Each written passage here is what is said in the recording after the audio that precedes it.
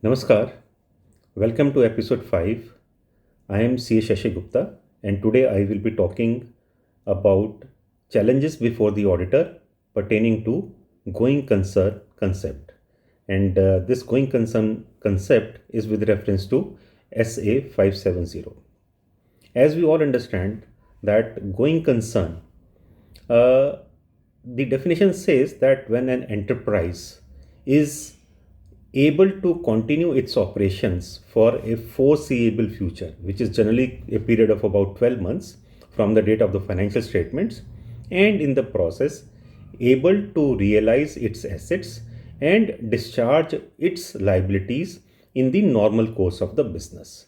So, if this kind of condition is present, then it is a going concern, and if this condition is not there, then there is a challenge as far as the going concern is concerned. Now, if we, in the beginning, let's consider what kind of examples are there, could be there.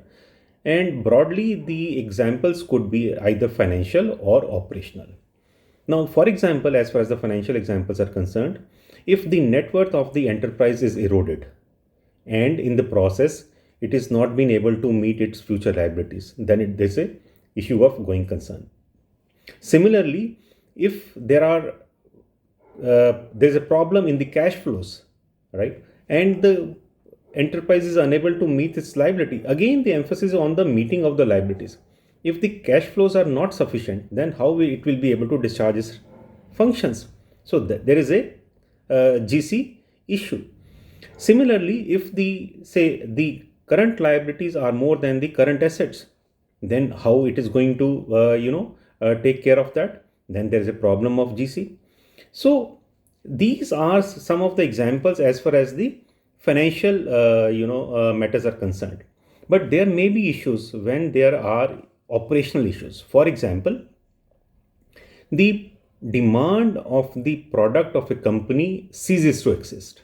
Now, if the demand is not there, how the company will be able to work in future? There's a problem. And similarly, if there are some legal changes, and the government has introduced some laws, as a result, it becomes difficult for the enterprise to carry out its business. Then there is a GC problem. So, in all such circumstances, the problem of GC is to be tackled. Basically, the assessment of entities going concern is the responsibility of the management, right?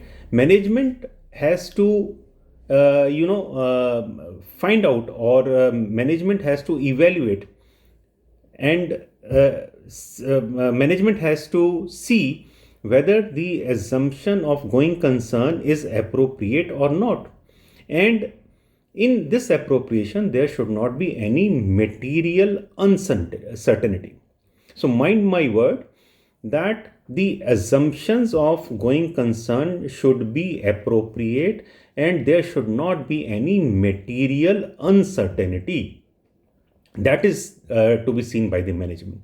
And I said as I said earlier, that it is entirely responsibility of the management. The responsibility of the auditor is to evaluate what the management has taken as a decision, and whether this decision is right or wrong, that the auditor will evaluate. Now, while evaluating the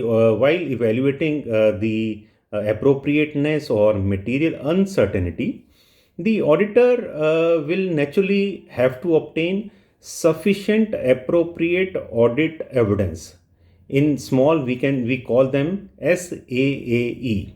So, while finalizing or concluding about the going concern concept, the auditor must obtain sufficient appropriate audit evidence.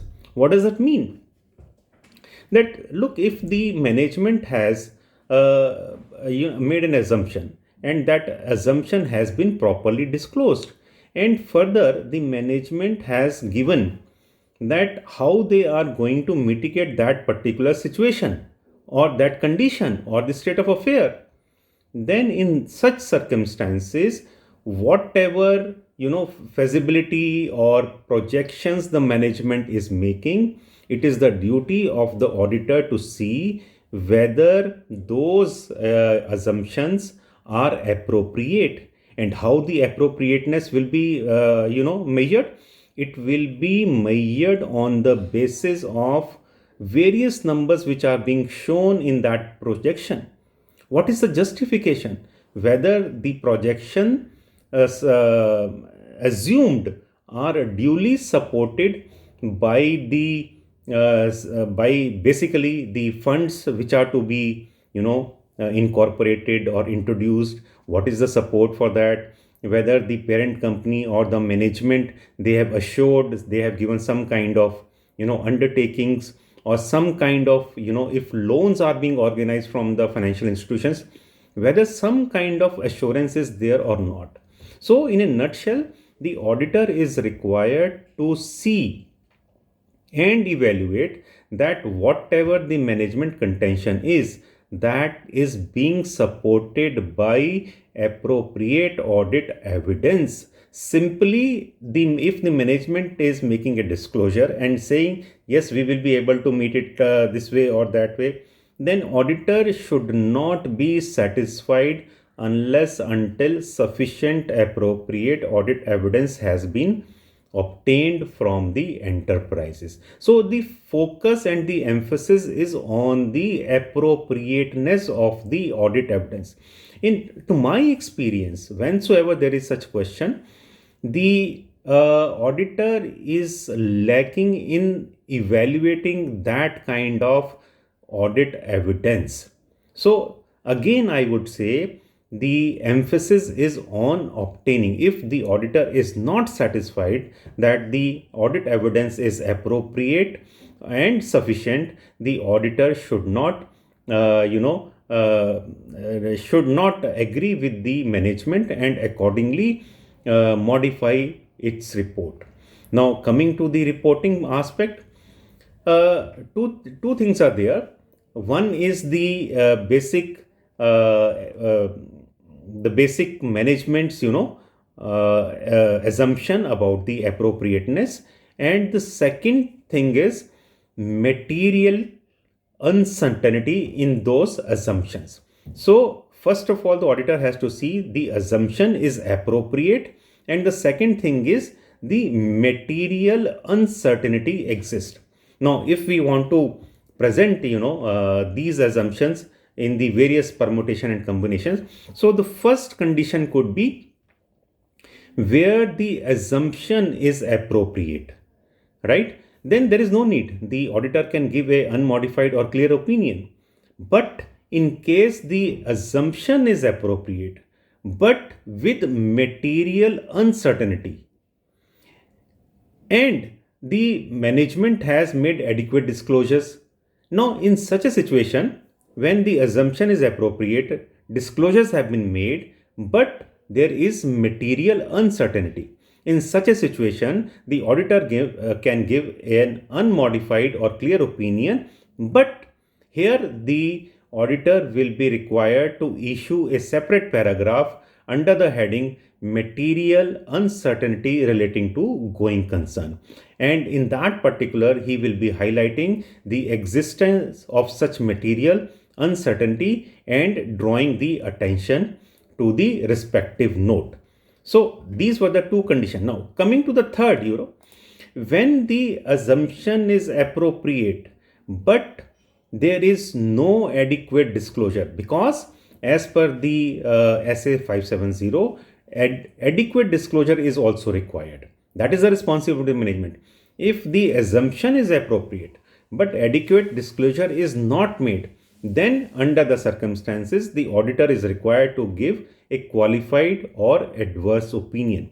And under the situation, if the auditor suggests to the management that you may make changes to the notes and give all the details, then of course you can refer to assumption is appropriate but with material uncertainty, and you can issue a unmodified or clear opinion with material uncertainty paragraph.